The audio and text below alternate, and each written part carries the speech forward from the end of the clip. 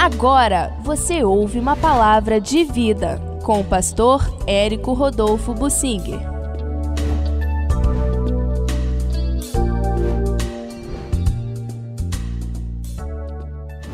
Eu quero falar sobre o Jefité, o seu voto precipitado que acabou sendo desastrado e de péssimas consequências, que é um alerta para nós. Na verdade, debaixo da soberania de Deus, abriu caminho para a disciplina, eu chamo assim de disciplina, o morticínio, que Deus queria fazer na tribo de Efraim. Pois é, a gente precisa entender isso. Deus é soberano, nada acontece fora da sua permissão e a vontade de Deus também vai se cumprindo em toda e qualquer situação. Na época dos juízes, Israel estava mal, muito mal, não por falta de um rei. Se houvesse um rei, o rei seria responsabilizado, culpado por aquilo, mas não havia um rei, não havia uma organização central. Na verdade, era o povo todo que estava mal. Isso, para mim, é muito sintomático e traz lições importantes. Hoje, o povo de Deus está mal no Brasil, no mundo todo. Deus está mandando disciplina para o seu povo. A disciplina dói. Lá na Coreia do Norte, eles matam cristãos. Se alguém se identifica como cristão, ou é denunciado como cristão, ou é encontrado com uma Bíblia na sua casa, é morte, pena de morte. Mas nos países muçulmanos a perseguição também é feroz aos cristãos. Mas na Rússia, nos países comunistas, na China e em muitos países, os cristãos estão sendo perseguidos. Na Europa também, eles não matam um cristão, mas chegam a prender. Estão prendendo muitos cristãos e pregadores em toda a Europa e nos Estados Unidos, Canadá, são países de tradição mais liberal, evangélica, lá também estão perseguindo. No mundo todo, Satanás está arranjando motivos para perseguir os cristãos. Agora em Moçambique, a situação fica confusa, para que haja liberdade de proibir as igrejas e matar cristãos. No mundo inteiro está havendo perseguição aos cristãos. E é bom a gente saber que isto é momentâneo. Essa tribulação que enfrentamos aqui como cristãos é a única tribulação que vamos ter na vida, porque o cristão verdadeiro vai ser arrebatado e nunca mais vai ver tribulação. As lágrimas serão enxugadas de seus olhos e estarão com o Senhor para sempre. Mas agora é hora de sofrer pelo nome do Senhor. Isso é um termômetro para verificar se você está bem. Você está sofrendo por causa do Evangelho? Pois é, se você não está sofrendo perseguição por causa do Evangelho, tem algo errado com você. É que você pode estar sintonizado demais com o mundo e aí não vai ser perseguido. Isso é um termômetro. Mas isso que está acontecendo em nossos dias, de certa forma, já aconteceu na época dos juízes. Quando uma igreja é fechada, de vez em quando tem um pastor preso, igreja é fechada no Brasil, isso está acontecendo. Aos montes já. É que a grande mídia não divulga. E há cristãos que estão sintonizados nas notícias, infelizmente, só através da grande mídia. Mas quando nós sabemos da verdade por outros canais, nós vamos verificar que perseguição já está acontecendo no Brasil e muitos pastores estão sendo presos. Mas o que acontece é interessante. Os outros não são solidários. Ah, bem feito, ele estava lá fazendo isso e aquilo, pregando coisas estranhas, bem feito. É mais ou menos assim que muitos pensam, não é da minha denominação, bem feito, pau nele. Não somos unidos. Na época dos juízes, eles não eram unidos. Se houvesse um grupo que se pusesse a orar, Deus ouviria a intercessão deles. Na época do rei Josias, um rei bom, Deus levantou um profeta chamado Jeremias. E no capítulo 5, versículo 1, Deus desafia. Daí volta agora. Andem pelas ruas de Jerusalém, procurem ver se há uma pessoa que pratique a justiça ou busque a verdade, e eu salvarei essa nação por causa dessa única pessoa. E não havia.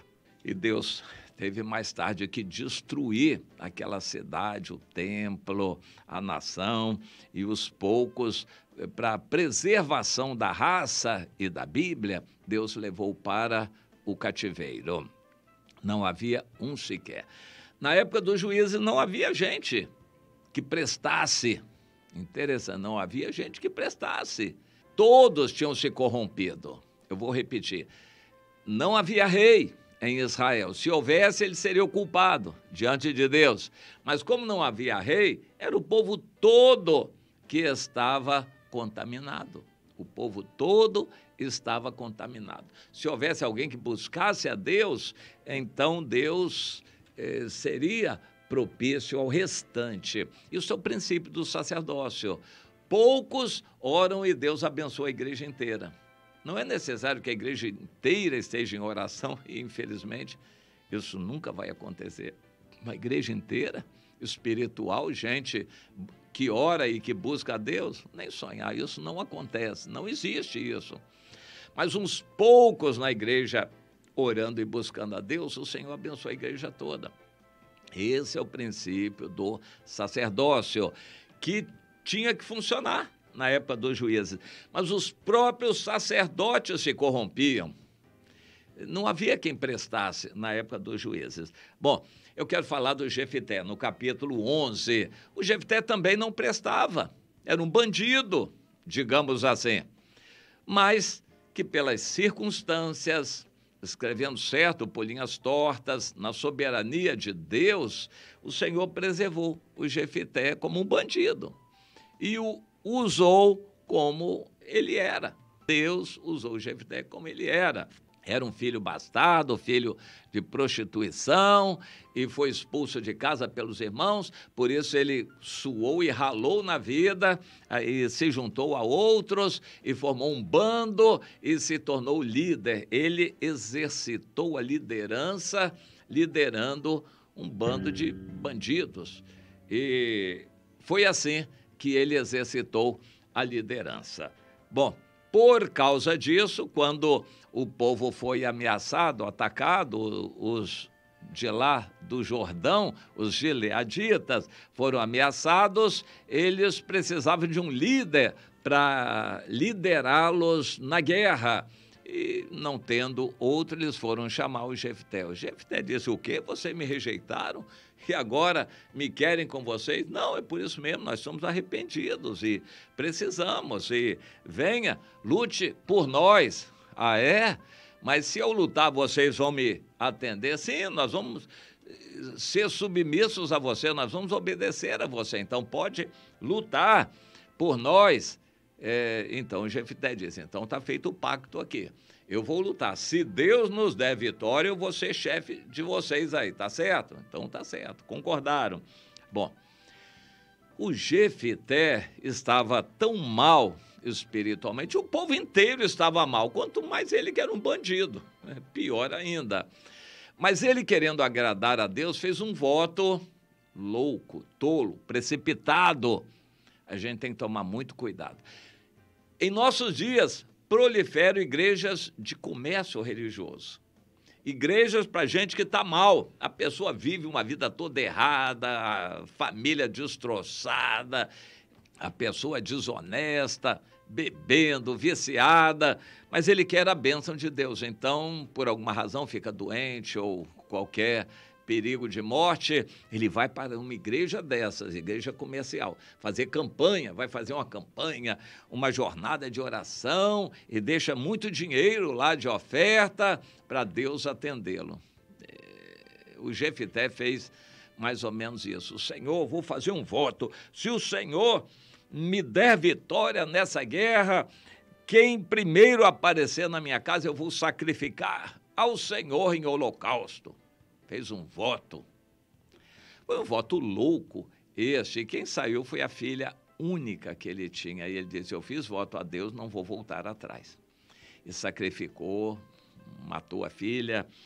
Bom, a seguir, ao invés de ter um tempo de paz e tranquilidade, ele teve que enfrentar outra guerra. Aí vieram os efraimitas, soberbos, presumindo serem a tribo líder de Israel. Tudo isso já estava muito bagunçado, mas, teoricamente, José foi colocado como primogênito.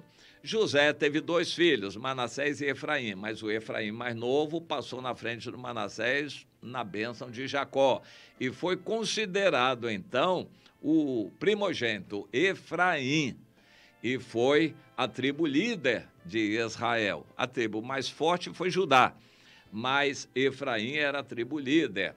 Quando houve a guerra do lado de lá e o Jefité lutou com os gileaditas, os que estavam do outro lado do Jordão, os efraimitas foram lá perguntar, escuta, que história é essa? Vocês não chamaram a gente para a gente lutar? Por que vocês não vieram chamar a gente? Nós vamos dar uma lição em vocês. O Jefité, já de sangue quente, tinha acabado de matar a filha, disse o quê? Vocês não lutaram, se acovardaram na hora. Agora, depois que a guerra foi alcançada, vocês vêm arranjar problema com a gente? Nada disso. O Jefité estava de sangue quente.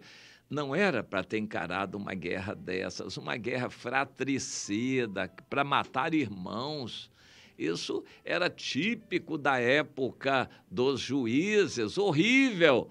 É como hoje, uma denominação sair criticando outra, crentes brigarem, disputando e em público, indo à justiça contra outros crentes. É mais ou menos isso, essa vergonheira que eles fizeram naquela época. Uma guerra desnecessária. O Jefité reuniu os gileaditas, talvez a maioria da tribo de Manassés, e os efraimitas se sentiram inferiorizados, fizeram uma guerra.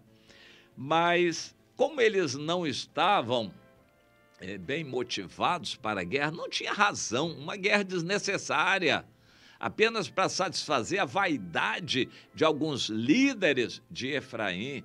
De vez em quando acontece isso no meio evangélico, faz uma campanha, um movimento que não tem motivo nenhum, não é para ganhar almas para Jesus, não é para santificar a vida, é para vaidade de líderes, o ajuntamento. Vamos fazer uma grande reunião para a minha vaidade pessoal. Eu que sou o líder, quero ver a quantidade de pessoas. Não tem motivo, não tem razão. Vamos fazer um grande ajuntamento para eu saber o número. Vaidade pura de grandes líderes.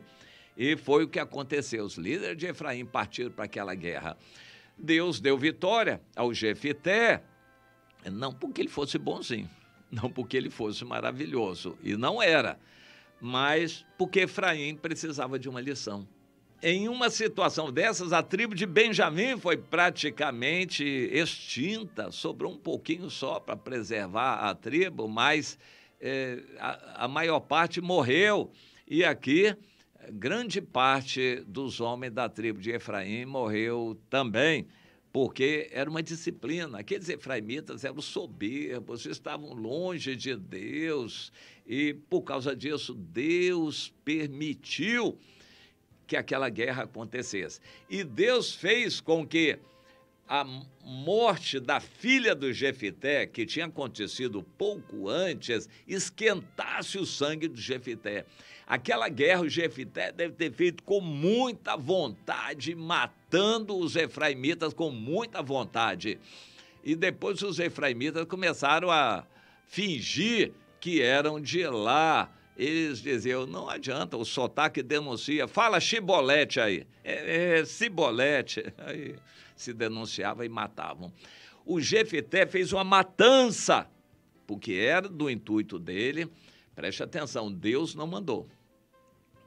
Aquela matança não era espiritual, não era necessária, é porque o Jefité estava com sangue quente, e o Jefité também não era grande coisa, e porque os efraimitas precisavam. Ninguém prestava naquela época, naquele lugar.